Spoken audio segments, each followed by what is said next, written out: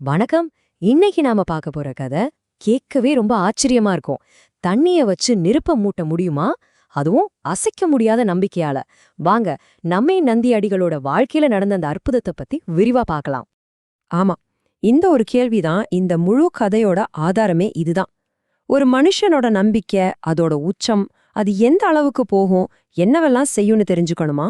அதுக்கு இந்த கதை ஒரு சரியான உதாரணம். சரி, முதல்ல நம்ம கதையோட ஹீரோவை பார்த்துடலாம். அவர் பேரு நமி நந்தியடிகள். சோழ தேசத்துல வாழ்ந்த ஒரு தீவிரமான சிவபக்தர்.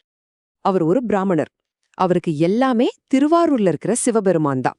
ஒரு நாள் கூட தவறாம தினமும் அவரை போய் தரிசனம் பண்றத ஒரு வழக்கமாவே வச்சிருந்தார்.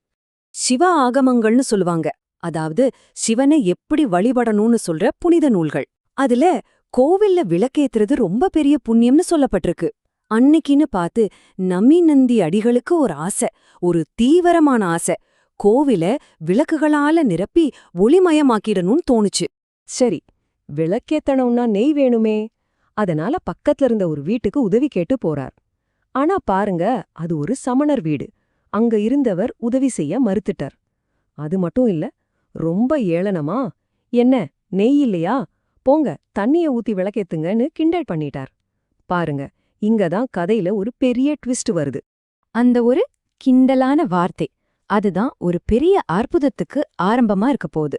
இப்போதான் அவரோட நம்பிக்கைக்கு ஒரு உண்மையான சோதனை ஆரம்பிக்குது. அந்த சமணர் சொன்னதை கேட்டு மனசே உடைஞ்சு போயிட்டார் அடிகள். நேரா கோவிலுக்கு ஓடினார். சிவபெருமான் முன்னாடி நின்னு என்ன இது சோதனைன்னு முறையிட்டார். அவரோட அந்த மன வேதனைக்கு மேலிருந்து ஒரு பதில் கிடைச்சுது. அப்போதான் அந்த அற்புதம் நடக்குது. படிப்படியா முதல்ல வருந்தாதே அப்படின்னு ஒரு தெய்வீக குரல், அதாவது அசரீரி கேக்குது. அப்புறம் பக்கத்துல இருக்கிற குளத்துலேருந்து தண்ணி எடுத்துட்டு வா ஆன்னு சொல்லுது.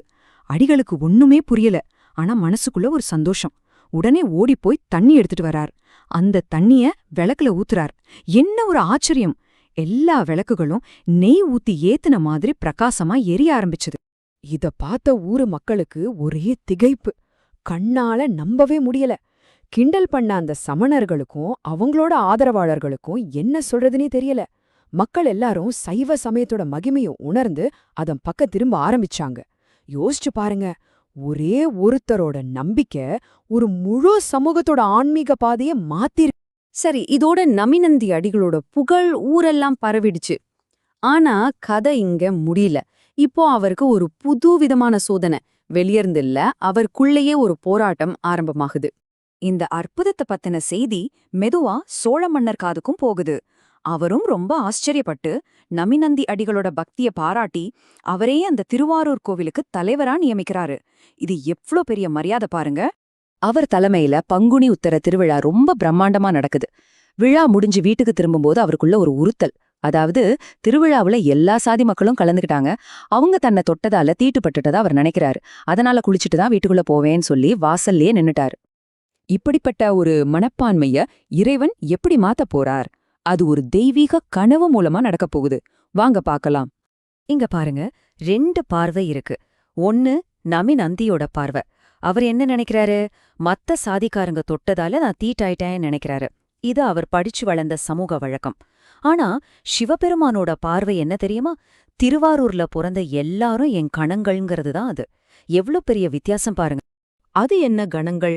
கணங்கள்னா சிவபெருமானோட தெய்வீக உதவியாளர்கள், அவரோட சேவகர்கள். அவங்க இயல்பிலேயே ரொம்ப தூய்மையானவங்க.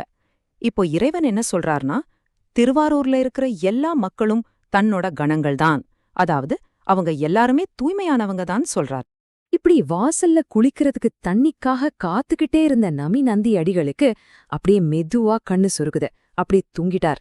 அந்த தூக்கத்துல தான் அவரோட வாழ்க்கையே மாத்தப் போற அந்த முக்கியமான கனவு வருது. கனவுல சாட்சாத் சிவபெருமானே தோன்றி அவர்கிட்ட நேரடியா பேசுறார். ஓ நந்தி, நல்லா கேட்டுக்கோ. திருவாரூர்ல பிறந்த எல்லாரும் ஏன் கணங்கள். அவங்கள போய் தூய்மை இல்லாதவங்கன்னு நினைக்காத. இந்த உண்மைய நாளைக்கு நீயே நேரடியா பார்க்க போறேன்னு சொல்றார். அப்பப்பா, எவ்வளவு பெரிய ஆழமான ஒரு உபதேசம்! கனவு களைஞ்சு கண் முழிச்சதும் அள்ளிகளுக்கு தன் தவறு புரியுது. ரொம்ப வருத்தப்படுறாரு. நான் எவ்ளோ பெரிய தப்பு பண்ணிட்டேன்னு உணர்றார். உடனே குளிக்கிற எண்ணத்தையே விட்டுட்டு அப்படியே வீட்டுக்குள்ள போய் சிவபூஜைய செய்ய ஆரம்பிச்சிட்டார். அந்த நொடியே அவர் மனசுல இருந்த அந்த பேதம், அந்த ஏற்றத்தாழ்வு காணாம போயிடுச்சு.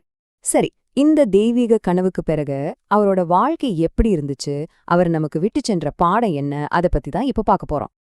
நேத்து ராத்திரி கனவுல இறைவன் சொன்னார்ல, நீயே காண்பாயின்னு, அதே மாதிரி அடுத்த நாள் காலையில திருவாரூர்ல அவர் கண்ணுக்குப்பட்ட ஒவ்வொருத்தருமே சிவபெருமானோட தெய்வீக வடிவத்துல தான் தெரிஞ்சாங்க. அப்போதான் அவருக்கு புரிஞ்சுது, இது எல்லாமே இறைவனோட ஒரு திருவிளையாடல், ஒரு லீலைன்னு. அதுக்கப்புறம் அவர் இறைவனுக்கும் சேவை செஞ்சார், இறைவனோட அடியார்களுக்கும் அதாவது மக்களுக்கும் எந்த பேதமும் பார்க்காம சேவை செஞ்சார். அவரோட இந்த தன்னலமற்ற சேவைக்காக மக்கள் அவரை அணிப்பொண்ணுன்னு பாராட்டினாங்க. அணிப்பொன்னா என்ன தெரியுமா? மாசற்ற தூய தங்கம், கலப்படமே இல்லாத சுத்த தங்கம்னு அர்த்தம். சுருக்கமா சொல்லணும்னா அதுக்கப்புறம் அவர் திருவாரூர்லயே தங்கிட்டார். இறைவனையும் மக்களையும் ஒன்னா பார்த்து சேவை செஞ்சார். தெருவுல போற வர எல்லாரையுமே தெய்வீக பிறவிகளா சிவபெருமானா நினைச்சு வணங்கினார். இப்படியே வாழ்ந்து கடைசியில இறைவனோட திருவடியா அடைஞ்சார். நமி நந்தி அடிகளோட கதை நமக்கு ஒரு ஆழமான கேள்வியை விட்டுட்டு போகுது.